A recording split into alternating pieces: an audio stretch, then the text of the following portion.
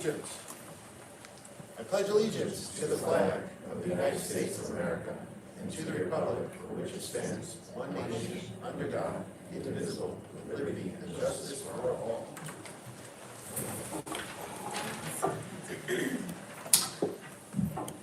Welcome, everyone. Hope everyone had a great break, and thank you to those of us joining us, those of you joining us in person, and those of you watching on YouTube. January is National Mentoring Month. In Jericho, we are very proud of our effort to build connections between students and faculty, faculty and faculty, and faculty and administrators.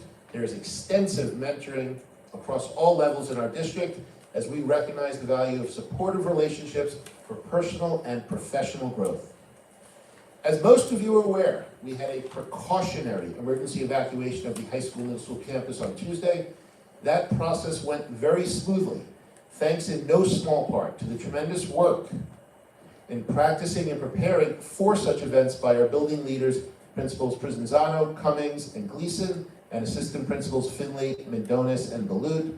We also want to thank the leadership and members of the Jericho Fire Department for their prompt response and efforts. And then a special thank you to our transportation department, led by Mr. Castell Stone, who actually had the buses come back as a precautionary measure to take our students home should they have to go home in the middle of the day. So I want to thank all those people involved and all the teachers who helped run those evacuation drills. Some quick items. Schools will be closed this Monday, the 19th, for Martin Luther King Day, though a quick piece of trivia that only me and Ms. Melito probably know. Today, the 15th, is Martin Luther King Jr.'s actual birthday.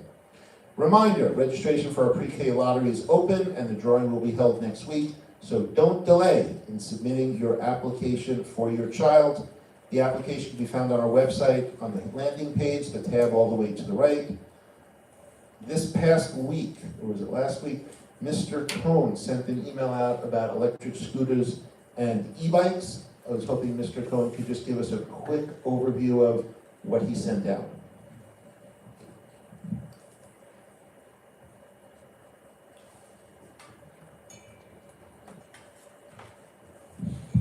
Thanks, Sam.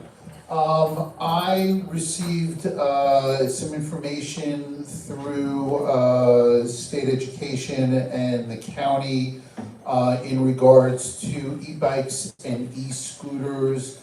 There were some flyers and some key information last month when we hosted our district safety committee meeting. We discussed it there and felt that it would be really important to share with all parents, and I even included high school and middle school students throughout the district. So some of the key points that are really important for our parents to recognize and for our students to recognize is that you must be 16 years or older to be validly driving or utilizing any e-bike or e-scooter. And that is by law. And then the information that we shared out included other mandates and restrictions based on how fast a certain vehicle may travel and the classification. So I encourage all parents, and certainly even all students who may be interested in using e-bikes or e-scooters to look over that email through Parent Square that we sent out and to read the flyers. And from a school-based standpoint, obviously any students that are looking to utilize e-bikes or e-scooters to come to school would need to fall within these legal requirements in order for it even to be considered. And what about the parking issue for those e-bikes and e-scooters? So often it's a challenge. I'm aware of one student who is of legal age who does use it to come to the school, and they have found a place to lock it up.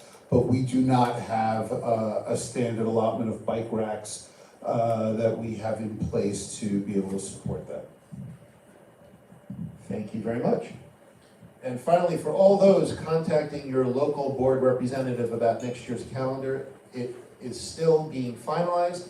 We hope to have it on the agenda for our meeting on January 29th.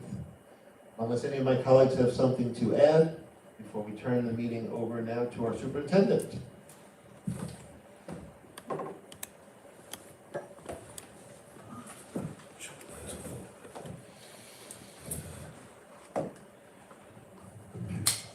Hello, everyone.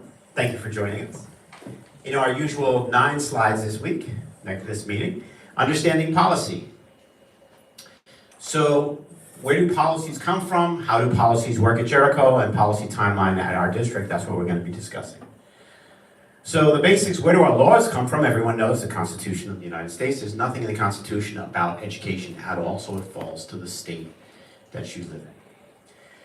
Where does the power come from for Jericho? It comes from Article 35 in the New York State Education Law, which is the union-free districts. That's where all of the power comes from. In addition to the adopted policies, the operation of the school district is governed by applicable laws, regulations of the Commissioner of Education, civil service requirements, because we have employees who are civil servants, Board of Education resolutions, when they vote on things, those are what we follow, school administrative regulations, and also contracts.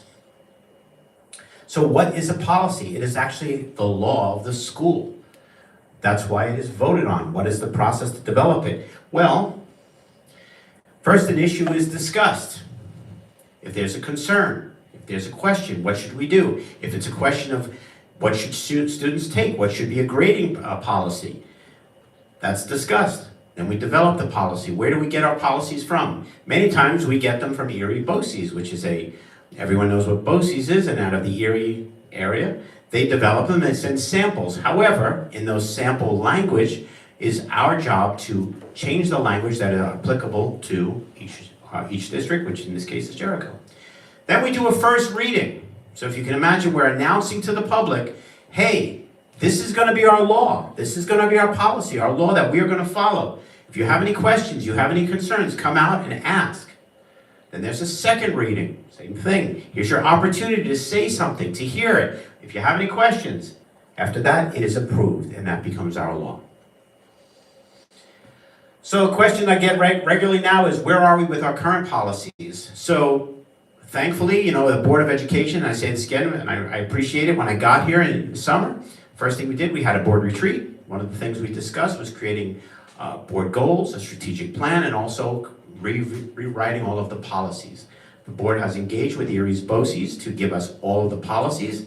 And right now, with the help of Mike Larkin, we put a lot of our policies side by side and a lot of artificial intelligence doing comparisons. The board has been presented with little blurbs of what the differences are, but we're doing red line versions.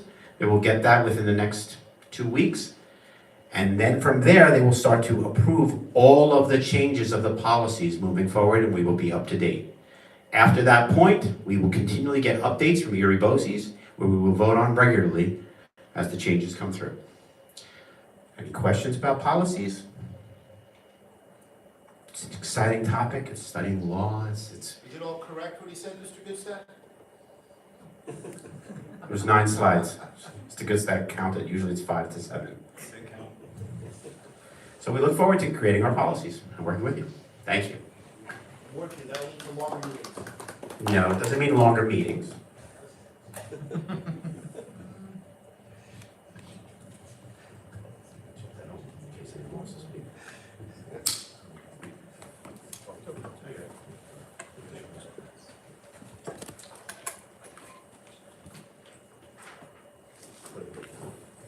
Before we move to our one piece of business, I did promise I was also going to thank First Student, who very quickly worked with Mr. Stone to get us our buses when we needed them on Tuesday. Unfortunately, we did not need them. But Tuesday's incident will lead to a new policy. It comes from the superintendent. I was not there to see it, sorry. So we will be working on a policy. That's one of the things we just discussed about Dorian fruit. If you have not heard, Dorian fruit was the cause of the odor that was in our school. It was in one particular classroom, and then it went into another area. So if you Google Dorian fruit, you will notice that it's banned on airlines, it's banned in train stations, and apparently it's very delicious, according to some of our board members. But we will not be allowing Dorian fruit in our school in the future, and we will have a policy regarding that very soon. Eat your Dorian while you can. Opportunity for the public to be heard. If you'd like to make a comment or ask a question, please approach the microphone, tell us your name, and if you're representing a specific group, your affiliation. If you'd like your statement to be included in our board minutes, you must hand a written copy of your remarks to our district clerk, Victor Manuel, before leaving tonight. As always, public discussion on matters related to staff and students during which their reputation, privacy, or right to due process or those of others could in some way be violated is prohibited. This has become the most uneventful part of our meeting, and it remains so. Maybe when we get to policies, maybe there are Dorian fruit lovers. Dorian. No one, we will close that part of our meeting. As always, we have no unfinished or new business. We just have approval of schedules. Schedule little I, Human Resources Board schedule. Do I have a motion? Motion. Thank you, Mrs. Bartnoff. Second. Thank you, Mrs. Citron. Any discussion? Beautiful. All in favor of approving schedules? Any of my board members, Ms. Cien, administrators, have anything to add before we move forward? Okay, as all business on the agenda for tonight's meeting is complete, do I have a motion to adjourn? Motion. Oh, I was like, oh, thank you, Mrs. I'll take yours as a second, Dr. Rochester. Yes, I'm going to get that, oh, I apologize, I do that always backwards, I always do it second. Thank you, Mr. Manuel. Do I have a motion, I apologize, to adjourn to executive session to discuss a personnel matter? We will not be taking any votes afterwards, we will simply be coming to close the public session of the meeting. Do I have a motion to move into executive session to discuss a personnel matter? Thank you, Mr. Jin. Second. Thank you, Mrs. Citron. Any discussion? Without that, we will come back and do it, but we look forward to seeing everyone on the 29th at what is still Cantiac Elementary School. I know, we're going to, this is the discussion part. Do I have a motion, do I have a vote? All in favor of adjourning to executive session? Thank you. My vote. Thank you very much for coming, sorry it wasn't more exciting. I'll do more poetry next month.